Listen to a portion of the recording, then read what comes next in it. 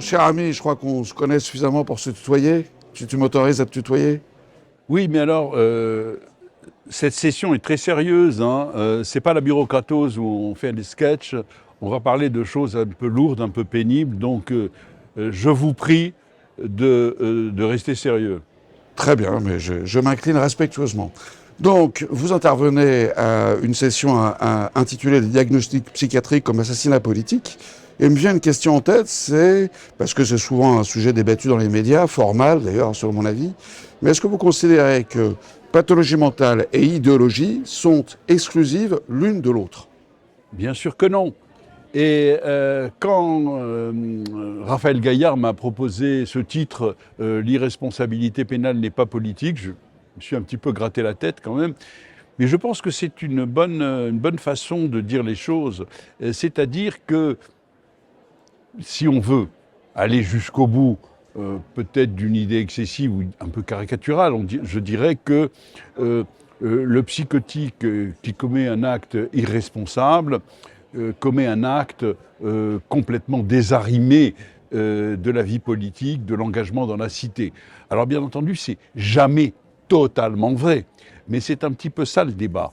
C'est-à-dire que nos expertises ne soient pas biopsiques, qu'elles ne se contentent pas de repérer un certain nombre de signes, mais qu'elles essaient de distinguer ce qui est de l'ordre de l'idéologie, de la religion, de l'engagement politique, de l'idéalisme passionné, de quelque chose qui serait presque, je dis bien presque, exclusivement pathologique.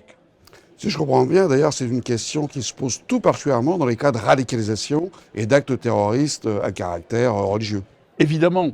Et un certain nombre de querelles d'experts nous le rappellent. Alors moi, je dis aux étudiants, là aussi, d'une manière peut-être un petit peu trop simple, si l'acte terroriste est exclusivement en rapport avec le processus psychotique, si on peut dire acte égale psychose, on va conclure à l'irresponsabilité pénale, mais c'est très rare. Si par contre, acte égale psychose, plus religion, plus haine de la France, plus radicalisation, plus revendication dans les réseaux sociaux, alors là, on a affaire à autre chose, et c'est à la justice de décider de faire la part des choses. Bien sûr, il peut y avoir une pathologie mentale authentique, mais nous ne pouvons revendiquer l'exclusivité de la jeunesse de l'acte.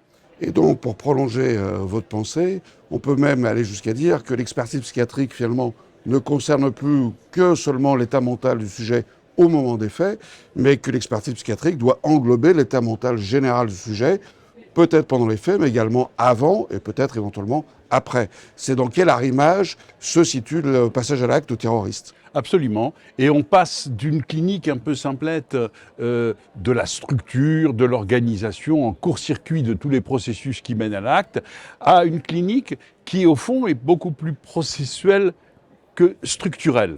Hein.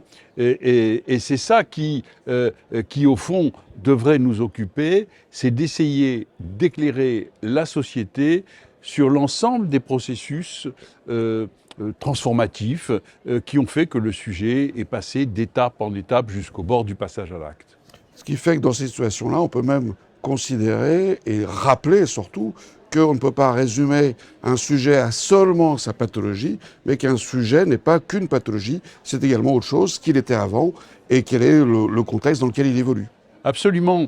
Et d'ailleurs, si on veut bien réfléchir à l'irresponsabilité pénale, qu'est-ce que c'est que le constat d'irresponsabilité pénale? C'est toujours le rapport entre un acte particulier, une personnalité singulière, dans un contexte donné. Donc jamais aucune table, aucune nomenclature, aucune classification ne pourra nous dire exactement ce à quoi il faut conclure, puisque c'est toujours à chaque fois, je dirais, un processus de réflexion toujours recommencé.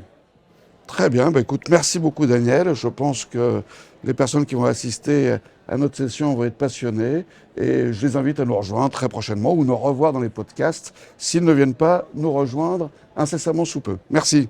Merci Vincent.